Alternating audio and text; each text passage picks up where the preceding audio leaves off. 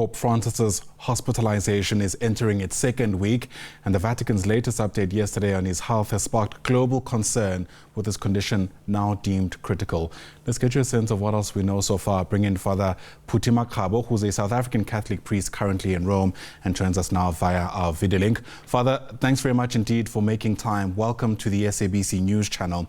You know, Pope Francis started his papacy at quite a unique time in the Church's history, with Benedict deciding to step down at that time, and it certainly had raised all manner of questions around how things will unfold.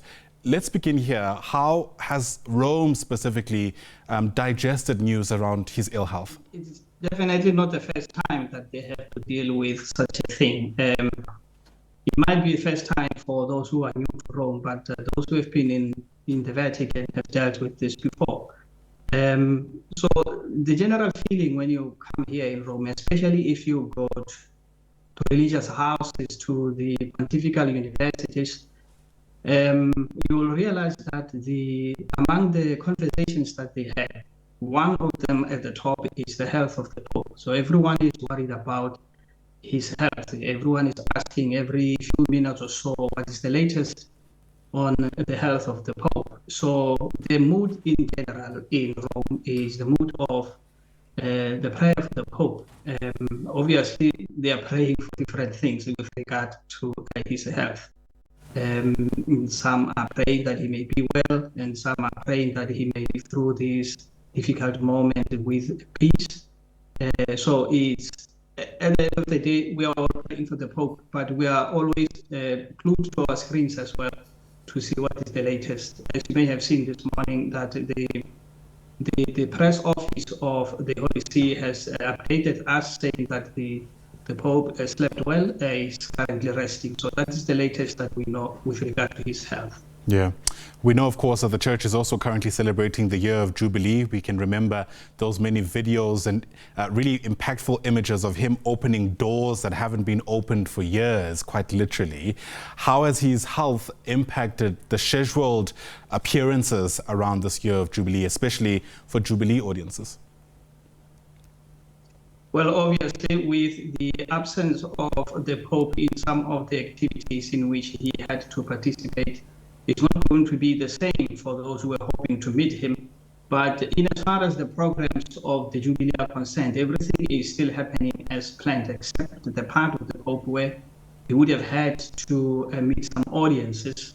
And obviously that affects the people who were looking forward to meeting him personally. But if you go to the basilicas, or the four basilicas where we have the holy doors, you realize that things are still moving on, even though the life, or rather the news of the Pope are on the back of the mind of the people.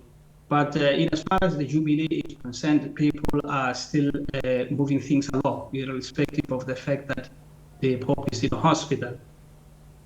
Sure.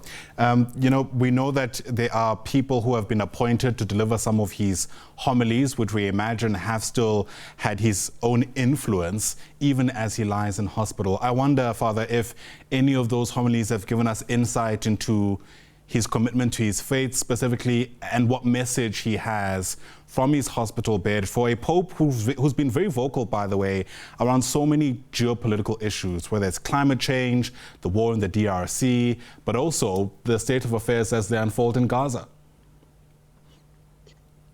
Well, his message obviously is aligned with the message of the Jubilee. That is what he's trying to drive home to many people.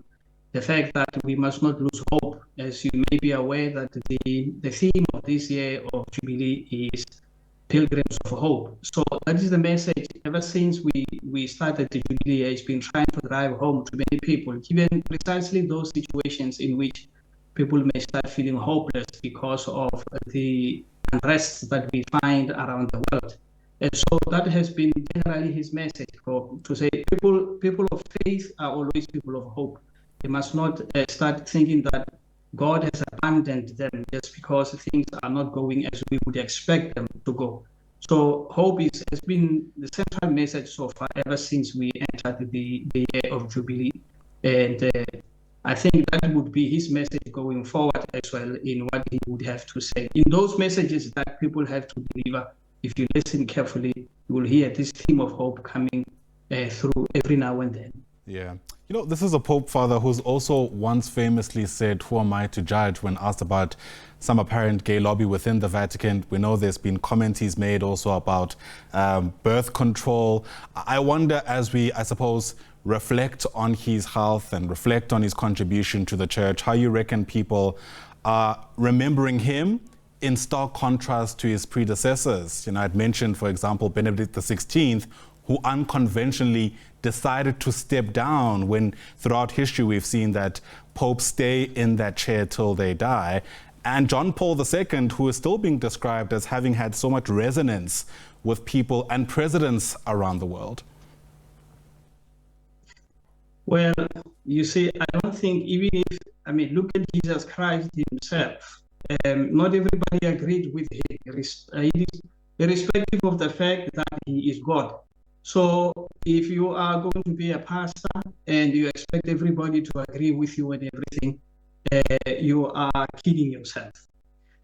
So every pope in the Catholic Church will be judged according to whether the pope has been loyal to the teaching of the church or not.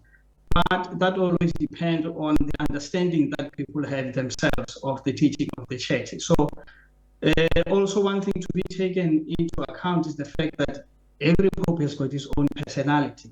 So we must not expect that people will have the same, all popes will have the same personality.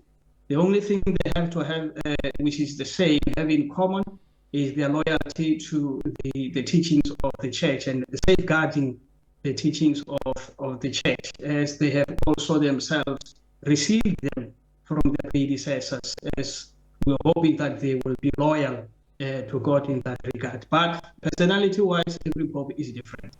Yeah, absolutely. And I suppose each church has its own issues to grapple with, or at least at each time throughout the centuries. And I suppose he has tried his best to deal with the issues of the day. We're certainly waiting with bated breath to get some other update around his health. But for now, Father, thanks very much indeed for helping us think through some of the sentiments that are emerging from Rome at this moment. That there is Fr Phuti Makgabo, a South African Catholic priest, speaking to us there from Rome. But news there that Pope Francis is still in critical condition.